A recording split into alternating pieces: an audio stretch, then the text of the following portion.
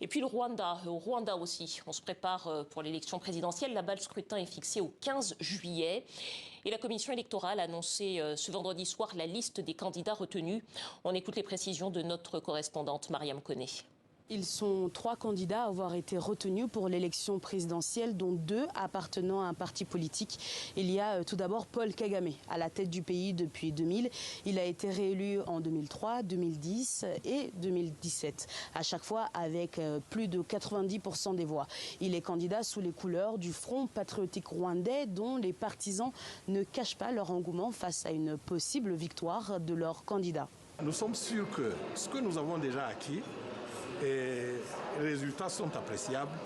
Nous sommes sûrs que la population rwandaise va encore une fois nous renouveler sa confiance au vu et au su maintenant des perspectives que nous avons pour cette population. Face à Paul Kagame, Philippe Mpayimana, candidat indépendant, et Franck Habineza, président du Parti vert démocratique, seul parti d'opposition reconnu dans le pays. Celui qui a fait moins de 1% au scrutin de 2017 se dit confiant pour celui de cette année. Je pense que ces élections seront différentes. Petit à petit, l'espace politique s'ouvre et il y a de nettes améliorations. Quand vous regardez d'où nous venons, nous avons vécu tellement de choses. Nous avons été battus durant nos meetings. Certains ont été emprisonnés, d'autres en exil. J'ai moi-même été en exil en Suède. Mon vice-président a été assassiné en 2010.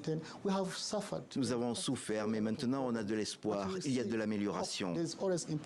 Parmi les 6 candidats refoulés pour la présidentielle, il y a Diane Rwigara, vive critique du gouvernement de Paul Kagame. Elle s'est vue invalidée, comme en 2017, à cause de documents manquants. Rejet qu'elle a dénoncé sur son compte X, anciennement Twitter. Pour les candidats retenus, la campagne présidentielle débutera dans un peu plus d'une semaine pour des élections présidentielles et législatives qui devraient se tenir le 15 juillet.